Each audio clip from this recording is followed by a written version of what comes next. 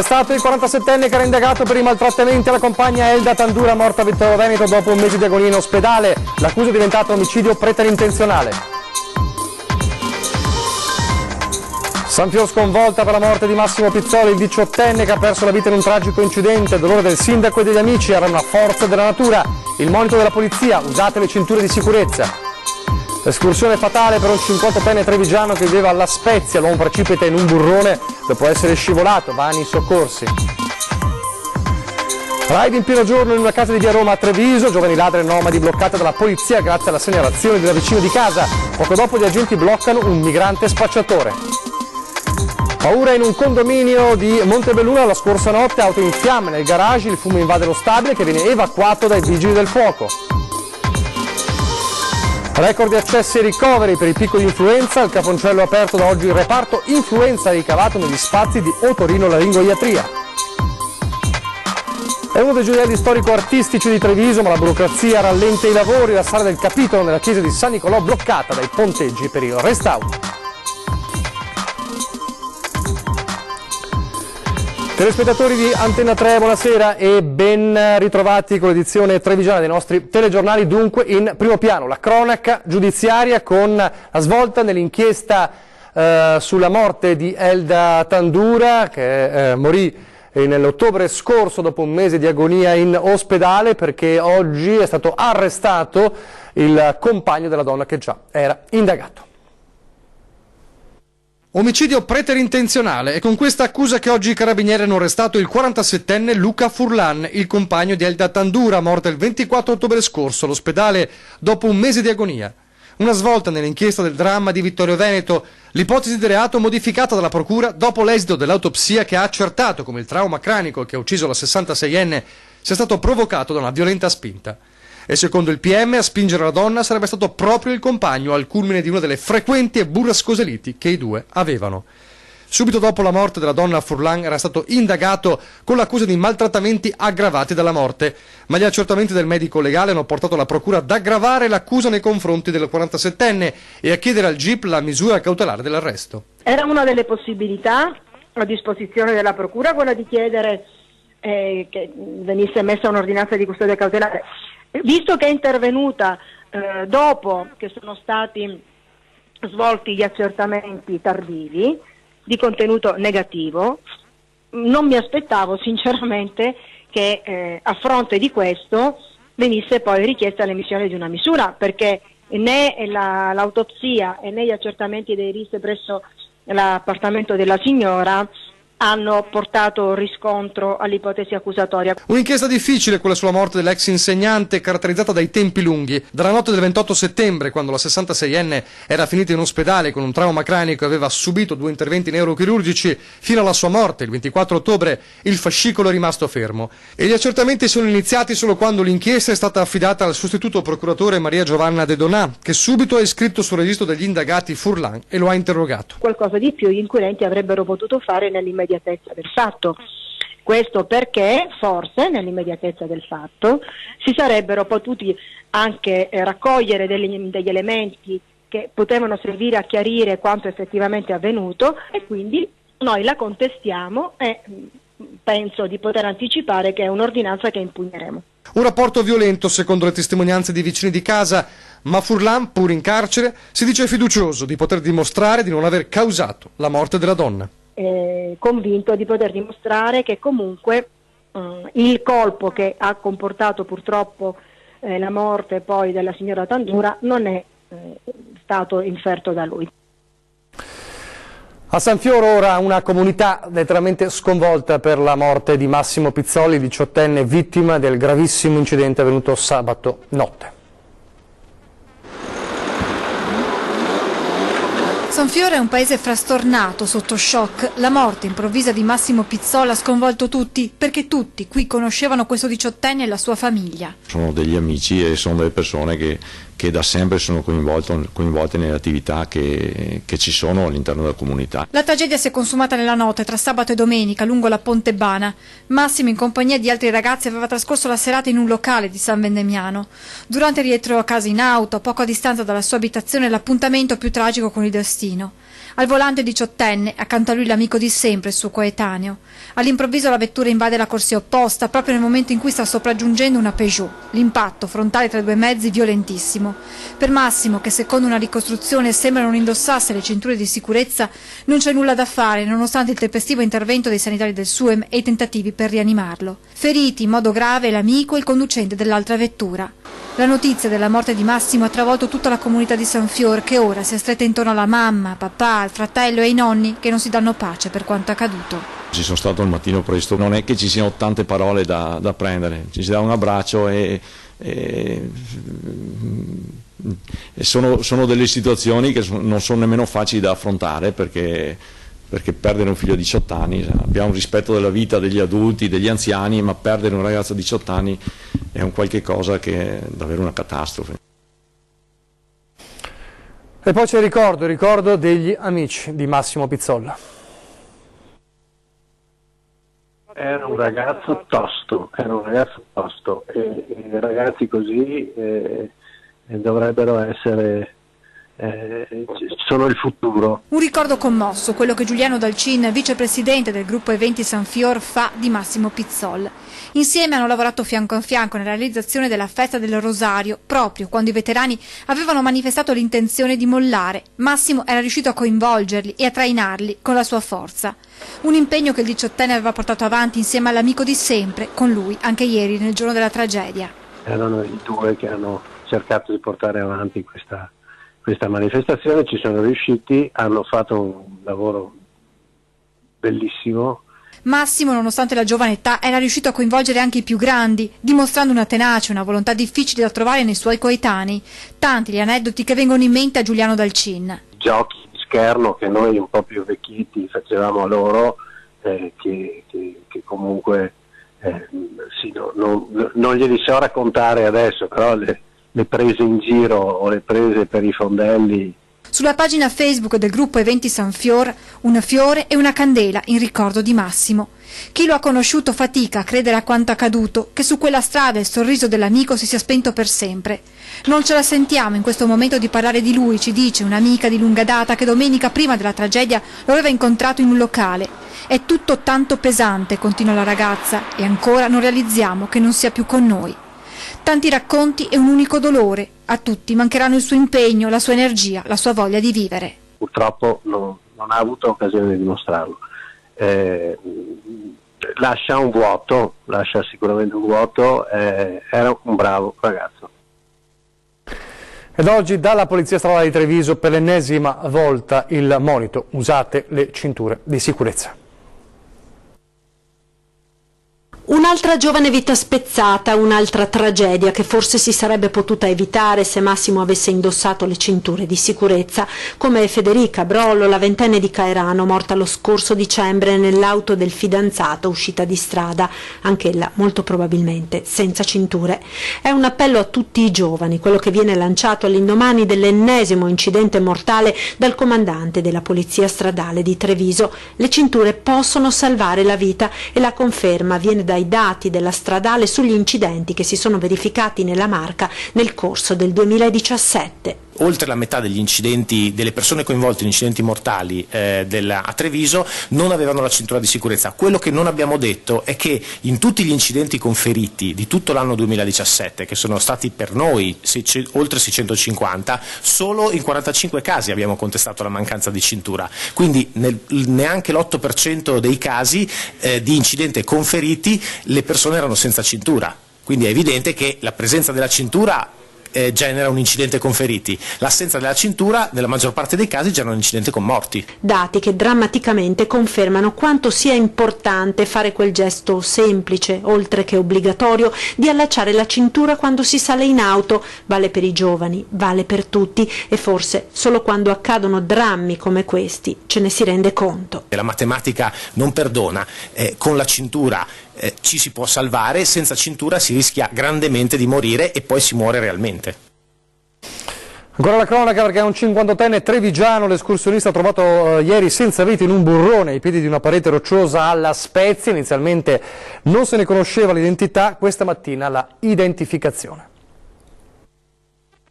Il corpo senza vita era stato notato ieri pomeriggio tra i sassi, incastrato tra una roccia e un tronco, da un gruppo di ragazze di una ventina di metri sotto il bordo strada, in un punto franato.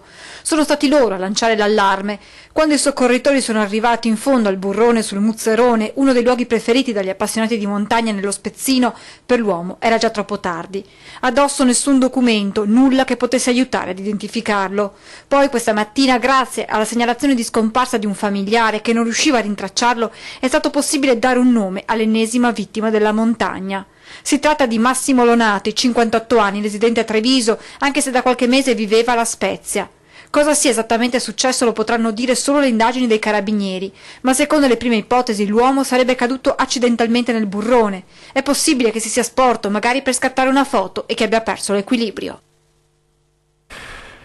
In città adesso, in capoluogo a Treviso, questione sicurezza, 2 operazioni della polizia in pieno centro, in pieno giorno, fondamentale in un caso anche l'intervento, la segnalazione da parte dei cittadini.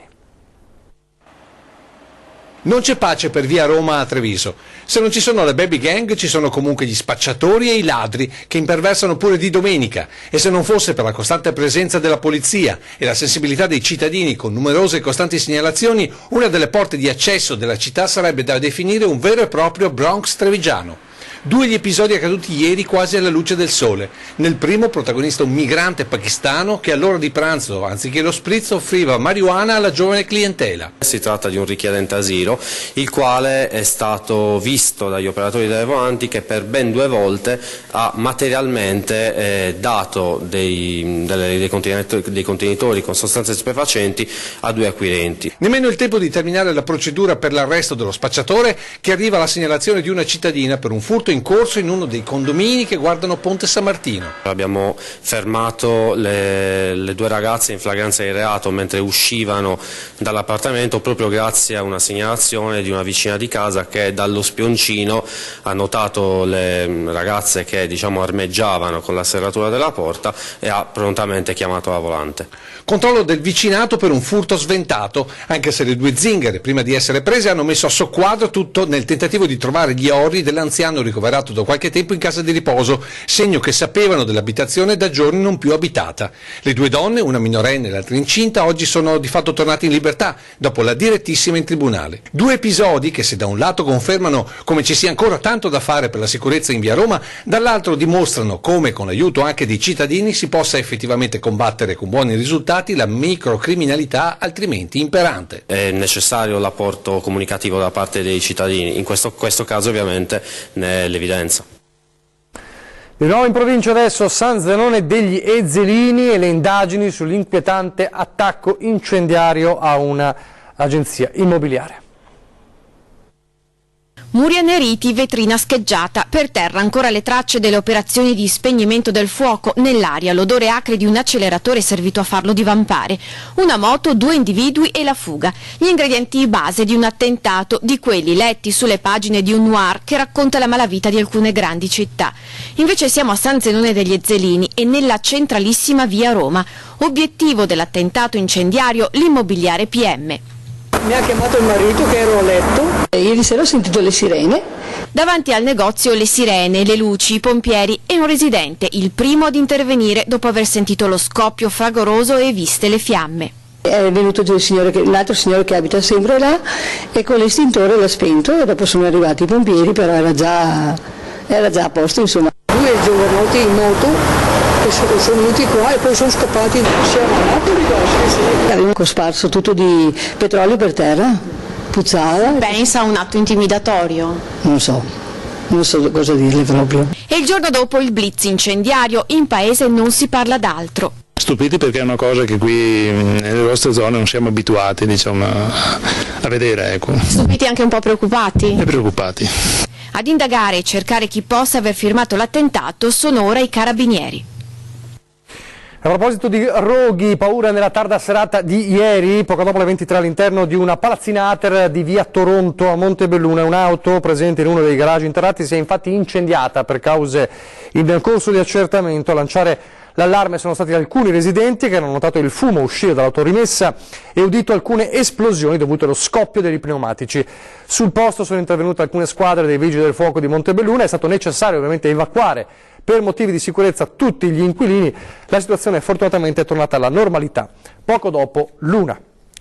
La sanità adesso, e lasciamo la cronaca, torniamo a parlare del caso oncologia che abbiamo sollevato la settimana scorsa con il nostro servizio, il timore dei malati di oncologia per il trasferimento del reparto. Bene, domani incontro delle persone, dei malati che hanno sollevato il caso, un incontro con il direttore generale Benazzi. Intanto gli stessi malati lanciano un appello anche al governatore Luca Zaia. Chiedere al governatore Zaia, per cortesia, se può venire a parlarci, farsi sentire. Si rivolgono direttamente al governatore Zaia i pazienti malati di cancro e di loro familiari in cura all'oncologia di Treviso. Da qualche giorno stanno distribuendo in ospedale dei volantini contro quella che definiscono distruzione programmata del reparto. Dopo l'accorato appello lanciato attraverso Antenna 3, il direttore generale Benazzi ha risposto a distanza alle preoccupazioni degli ammalati, rassicurandoli sul servizio che con la prossima riorganizzazione verrà migliorato. Domani pomeriggio i pazienti incontreranno il direttore per esporre le loro perplessità circa la carenza di medici specializzati nella cura del cancro ed il trasferimento di reparto, ambulatori e degli hospital dalla sede staccata di Via Scarpa al corpo centrale del Cafoncello. Una riorganizzazione piena di incognite e problemi, secondo i malati impegnati nella dura battaglia contro il tumore, e proprio per questo ancor più fragili e bisognosi di punti fermi e sicurezza. Per questo si rivolgono anche al Presidente della Regione affinché ascolti il loro appello. Io ero partito con tanta fiducia, avevo tanta speranza, un po' alla volta sto perdendo tutto. Uno sta male perché si vede che non è più guardato da nessuno. Abbiamo bisogno anche di sicurezze, il malato oncologico ha bisogno di certezze. Non possono essere lasciati così. Intanto il Cafoncello deve far fronte anche al picco di influenza e per questo è stato aperto oggi il cosiddetto reparto influenza ricavato dagli spazi di Otorino, laringoiatria. Con 50 persone in più ogni giorno in pronto soccorso e con una quindicina, una ventina di accessi in più, cioè di ricoveri all'interno dell'ospedale nell'area medica. Allarme influenza, l'aggressività dell'epidemia influenzale ha messo in crisi l'ospedale di Treviso, tant'è che da oggi è stato deciso di allestire un reparto ad hoc destinato appunto ad accogliere i pazienti che necessitano di ricovero per complicanze dovute all'influenza. È una scelta forte perché abbiamo deciso di organizzare 40 posti letto all'interno del reparto di ORL. Il reparto di Otorino laringoiatria è stato dunque liberato, i pazienti trasferiti in pediatria se bambini o in area chirurgica se adulti, così da liberare i posti letto per tutti quei malati, soprattutto anziani con patologie pregresse che si sono aggravati con l'influenza. Il nuovo reparto sarà operativo per circa un mese. Il picco influenzale non è terminato, noi prevediamo che duri fino al 10 di febbraio, per cui abbiamo chiesto un mese proprio per contenere questo periodo e quindi dare la possibilità a tutti di avere un posto letto, di essere seguiti, di avere degli accessi con conseguenti ricoveri senza rischi per i pazienti. Per far fronte all'emergenza sono già stati assunti 6 operatori sociosanitari, ai quali dovrebbero aggiungersi, ma i tempi saranno un po' più lunghi, anche degli infermieri.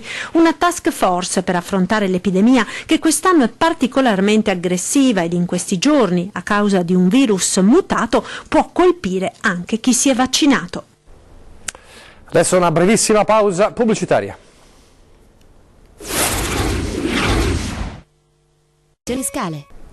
Rieccoci in studio, telegiornale di Treviso, con la politica, le parlamentari concluse nonostante i giorni di polemiche, quindi la corsa a Camera e Senato di 28 veneti del Movimento 5 Stelle, c'è anche ovviamente la rappresentanza trevigiana. La lista è uscita in serata, manifestazione ormai conclusa. Ecco dunque preso d'assalto il blog del Movimento 5 Stelle per conoscere i risultati delle parlamentarie. Pubblicate 2 liste di aspiranti deputati e senatori che dovranno giocarsi il posto nel proporzionale. C'è la lista ufficiale e quella con i candidati supplenti, coloro cioè che saranno chiamati ad eventuale subentro in caso di rinuncia nel giro di una settimana. Per quanto riguarda la Camera, nella circoscrizione Veneto 1, che comprende le province di Belluno, Treviso e Venezia, svettano i nomi di Alvise Maniero, ex sindaco di Mira, e gli uscenti Arianna Spessotto ed Emanuele Cozzolino. Altro nome noto, quello di Federico D'Inca, bellunese, impegnato nella battaglia di Sappada passata al Friuli, e poi Daniela Bolzane e Maurizio Mestriner dei meetup di Pieve di Soligo e di Treviso. Nel collegio 2 di Padova, capolista sarà Silvia Benedetti, deputata uscente, in quello di Vicenza Sara Cunial, a Verona riconfermata l'onorevole Francesca Businarolo. Per il Senato, capolista in Veneto 1 Orietta Vanin, ex assessore di Mira, seguita dal senatore uscente Gianni Girotto. In Veneto 2 altro big, Giovanni Endrizzi, capogruppo al Senato. Il dettaglio dei risultati sarà reso noto nei prossimi giorni, ma intanto, dopo le polemiche che hanno caratterizzato il voto online, rimangono malcontenti e mal di pancia per le esclusioni anche eccellenti e l'inserimento tra gli aspiranti parlamentari di perfetti sconosciuti.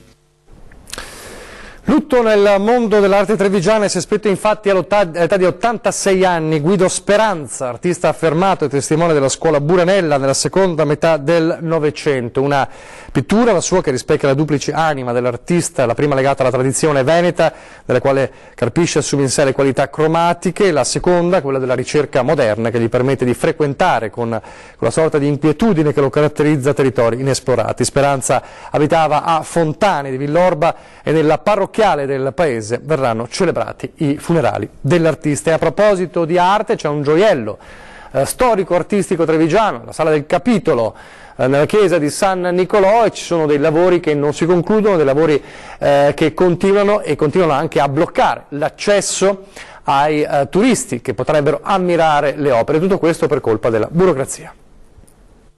La struttura è troppo invasiva, diciamo, non permette la visione degli affreschi di Tommaso da Modena. Vieni a Treviso per gli affreschi, invece ti trovi i ponteggi, con il risultato che perdiamo turisti attratti da una delle opere più conosciute di Tommaso da Modena, oltre che essere il primo esempio nella storia di utilizzo di occhiali nell'affresco di uno dei domenicani rappresentati nella Sala del Capitolo. E la delusione pare sia davvero tanta da parte dei visitatori per un intervento di restauro che sta avanzando a singhiozzo. Quanti turisti vengono a chiedere della Sala del Capitolo? È frequentatissima, secondo me un migliaio di persone, penso ogni due mesi vengono a vedere la Sala del Capitolo. Una valutazione da cittadino, ma soprattutto da appassionato dell'intero complesso di San Nicolò, cui la Sala Domenicana fa parte. Dell'intervento di restauro si è iniziato a parlare nel 2012, mentre nell'agosto di quest'anno, a cui si riferiscono queste immagini, è stato presentato l'intervento della Scuola Superiore di Restauro di Roma. E tutto con relativi ponteggi che coprono la visione di gran parte dell'opera. Lavori che questa settimana ripartiranno dopo uno stop di 3 mesi, determinato non tanto dalla mancanza di fondi, quanto dalla burocrazia che sta allungando a dismisura i tempi. Infatti il restauro vede la supervisione di Roma, con il risultato che gli ultimi stralci sono stati vagliati, protocollati, autorizzati, facendo slittare l'intervento dei restauratori. Da questa settimana, quindi, ci ha garantito il sovrintendente, si riprenderà l'opera, che dovrebbe concludersi per fine primavera. Poi i ponteggi verranno smontati nell'attesa di un nuovo stralcio per la seconda parte del restauro e il successivo rimontaggio. Intanto al posto degli affreschi continueremo ad ammirare i ponteggi. Siamo in chiusura, vi ricordo l'appuntamento con 2010 fra pochissimo, subito dopo il telegiornale, ed è Casugana 2018 sotto i riflettori di 2010, perché ospite di Ferdinando Avarino è il candidato sindaco del Movimento 5 Stelle Domenico Lo Sappio. E poi c'è Ring, la politica alle corde, alle 21:15 come ogni lunedì, e allora si parlerà di simboli, della giungla dei simboli, si parlerà delle liste, si parlerà dei programmi delle elezioni politiche, con la senatrice Patrizia Bisinella di Noi con l'Italia, l'onorevole Roger Demenec, deputato del Partito Democratico, l'onorevole Federico D'Inca, deputato del Movimento 5 Stelle, e il senatore della Lega Nord Paolo Tosato. È davvero tutto, vi lascio le previsioni del tempo. Grazie per averci seguito e arrivederci.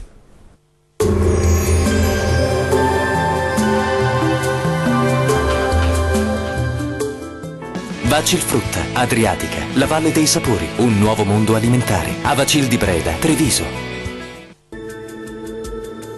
Ben ritrovati al meteo di Antenna 3. Alta pressione sull'Italia e tempo dunque asciutto e stabile sulle nostre regioni, tuttavia con frequenti riduzioni della visibilità. Nel dettaglio sul Veneto locali foschie, nebbie e nubi basse sulle pianure meridionali, ma in rapido dissolvimento col passare delle ore. Ampio soleggiamento sui restanti settori con cielo poco nuvoloso. Vediamo ora le temperature, le massime saranno comprese tra 7 e 9 gradi, valori minimi oscillanti tra -2 e 2 gradi circa. Spostiamoci ora a vedere che tempo farà sul Friuli Venezia Giulia. Sarà una bellissima giornata caratterizzata dal sole, il cielo si presenterà sereno o solo con isolati ma innocui addensamenti. Non sono previste precipitazioni. Le temperature massime saranno comprese tra 9 e 11 gradi, valori minimi tra 1 e 3 gradi circa. Concludiamo infine con uno sguardo alla situazione del Trentino Alto Adige. L'alta pressione garantisce una splendida giornata all'insegna del sole sulla nostra regione. Il cielo si presenterà poco o parzialmente nuvoloso, possibili isolate e deboli nevicate sui confini alpini. Le temperature massime si attesteranno sui 12 gradi, valori minimi tra -1 e 3 gradi circa.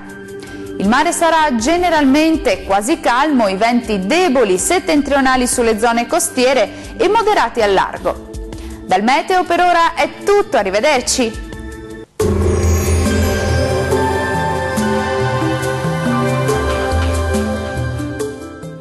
Avacil Frutta, Adriatica, la Valle dei Sapori, un nuovo mondo alimentare. Avacil di Breda, Treviso.